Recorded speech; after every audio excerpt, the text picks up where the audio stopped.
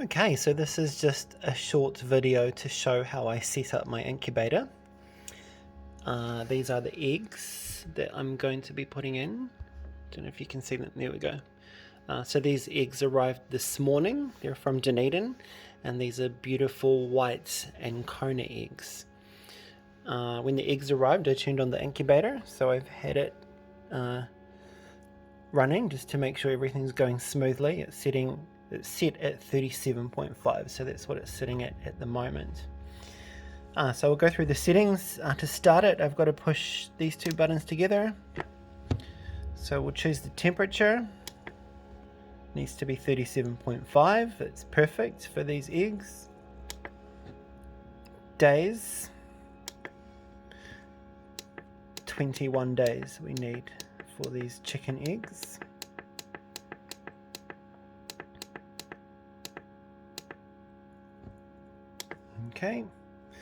Okay, so this is for turning the eggs.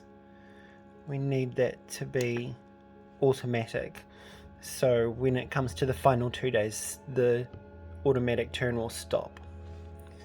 So it's okay. Turning interval. I'm gonna set it to turn every hour. So that's okay, the same as I had it for my last batch of eggs. The turning angle. I'm going to set it at 8. So these Ancona eggs are quite big, so I think 8 is perfect. If I was doing a small, like bantam egg or something, I would probably drop it down to 6 or 7. So okay. So the high temperature alarm, that's 2 degrees above the set temperature, so that's okay. So the low temperature alarm, I'll leave that at 3 degrees below, that's perfect. Cooling, I'm just going to leave that off. You can have it on for a certain amount of time, but I'll turn it off. I think people use it for duck eggs, but I've never used it for chicken eggs. Okay, so we want Celsius or Fahrenheit. I'm going to go with Celsius and save. And now we're done. The incubator's all clean. I cleaned it since the last batch, and then I sprayed it with the Brinsea incubator disinfectant. That's also what I use to clean the eggs if I need to.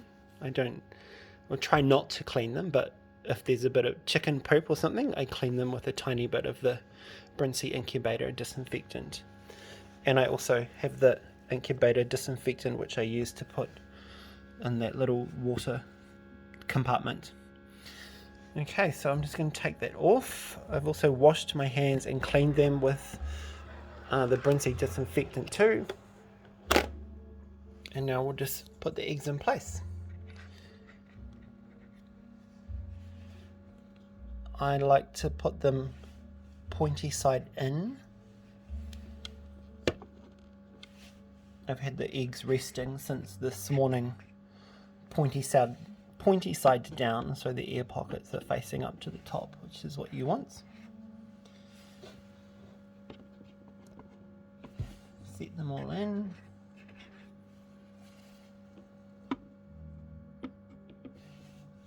These eggs came beautifully packaged. They were all wrapped up with sheep's wool, which maybe I can try and spin later on. So there we go, we've got the water in one compartment, so that will be the right humidity for the first few days, or until the final 2 days. Then I'll fill up both compartments so it's in higher humidity for the hatch. And now we'll put the lid on. The temperature will have dropped down a bit, and it will probably continue to drop because the temperature of the eggs. But then it will slowly come back up again, and then it will sit at 37.5. So we're all good to go. I've got the diluted disinfectant there, which I use to top up there when I need to. It just needs to be below that little line, if you can see that.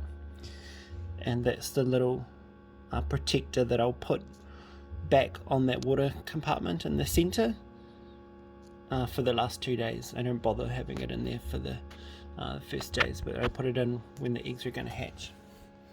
I have my incubator in this little storage container just because sometimes this room can get cold. The incubator's not supposed to be covered, of course, but I feel it's fine in this little container. And then I cover it with this little blanket that I knitted. But I leave it open a bit so there's airflow. But it just holds in a little bit of warmth because I do live in a really old house that can get cold. So there we go, we're all good to go. I'm just going to leave the eggs like this now, and I will try not to check them until day 10. Sometimes I check them a little bit earlier, maybe on the 7th or the 8th day, but I try and leave it till day 10. If any are not fertile, then I'll take them out, and then I'll leave the rest to keep going, and then go into lockdown just 2 days before. So there we go, that's how I do it. Thanks for watching.